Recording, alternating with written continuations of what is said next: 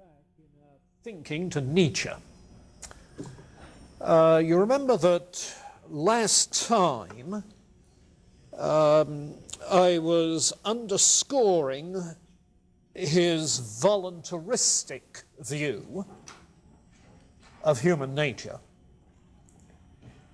The influence of people like Schopenhauer become pretty evident in his discussion of the strong-willed and the weak-willed, the Dionysian and the Apollonian,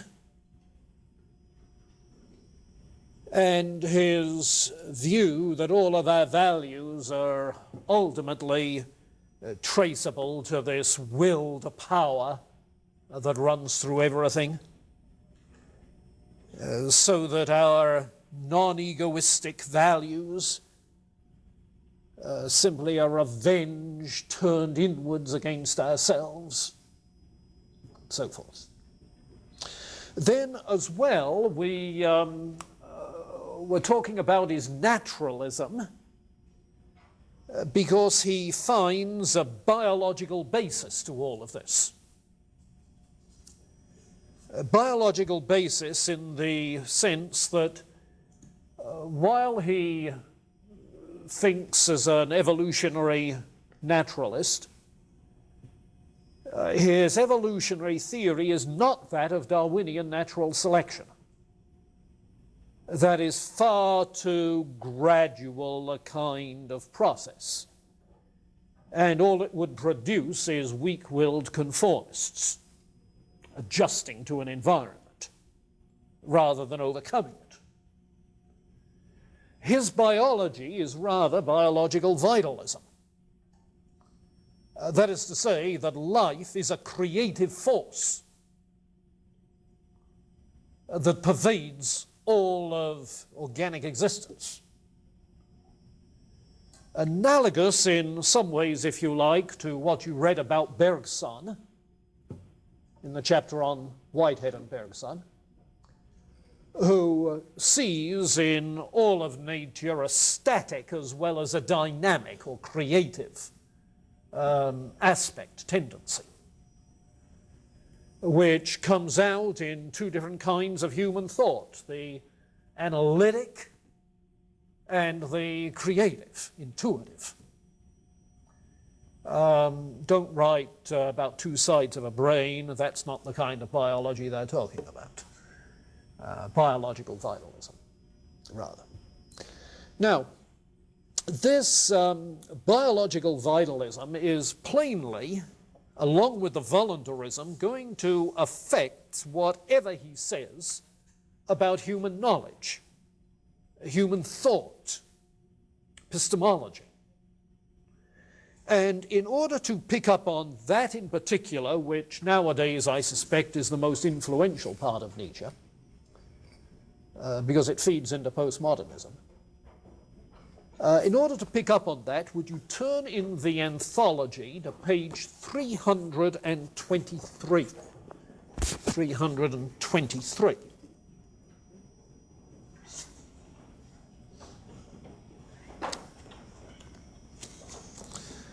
And you'll be bemused by the first paragraph, even though it's the second paragraph I'm after.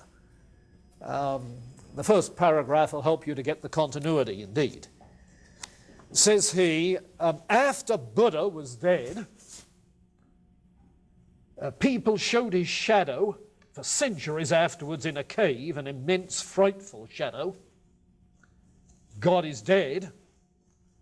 But as the human race is constituted, there will perhaps be caves for millenniums yet in which people will show his shadow. And we have still to overcome his shadow. Well, this is his satirical way, you see, of saying, as he does in other contexts, God is dead, but you must become the meaning of the earth. You should be as God, you see. Well, 109, there on 323, says what this new superhuman needs to guard against, if this is going to be. Let us be on our guard against thinking that the world is a living being. Raises all sorts of questions and says that disgusts me.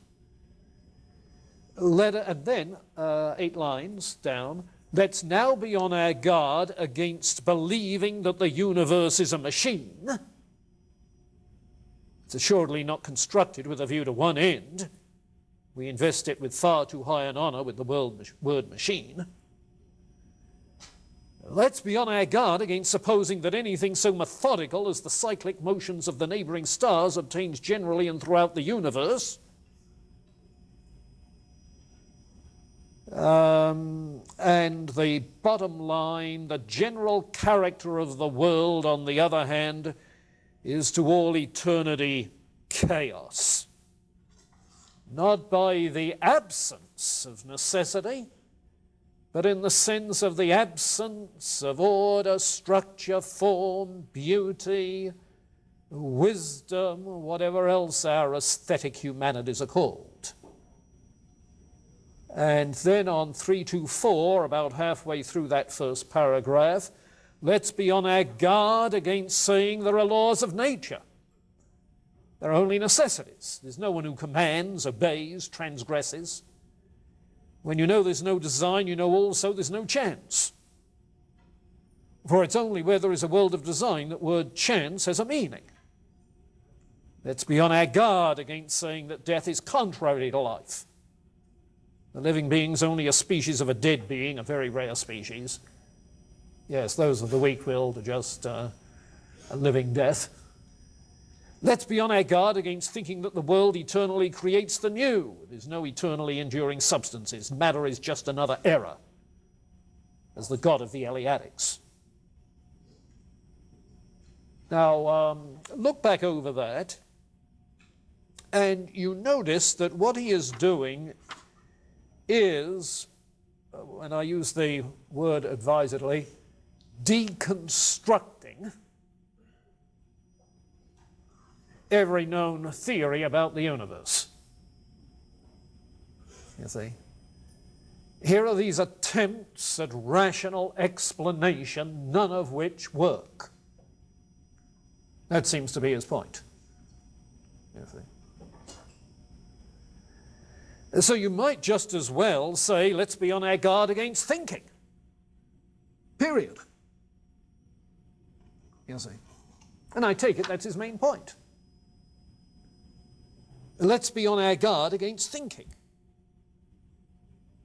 And if you turn later on to 340, now take it back, let's see, what was the one I was after? That was what, 323?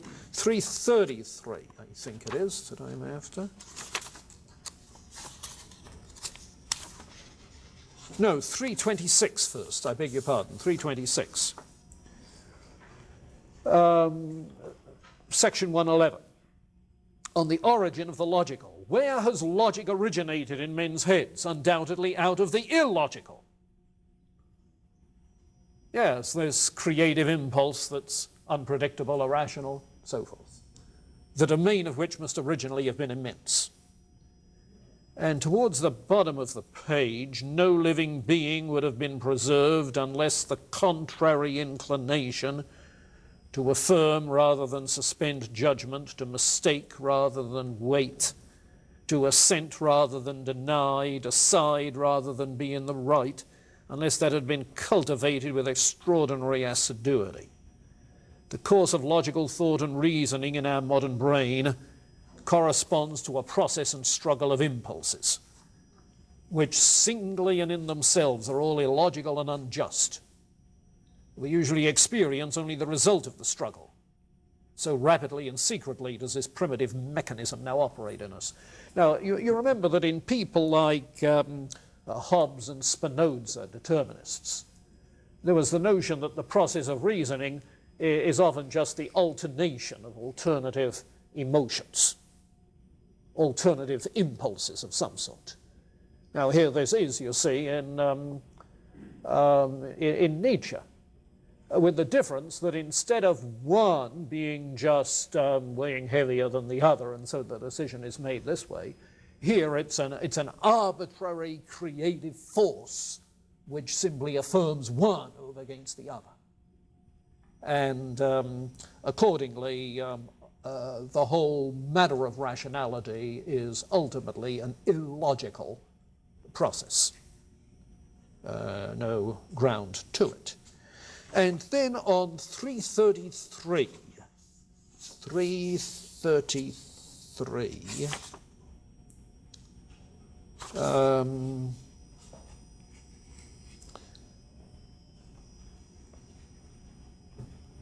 the paragraph 4, the falseness of an opinion is not for us an objection.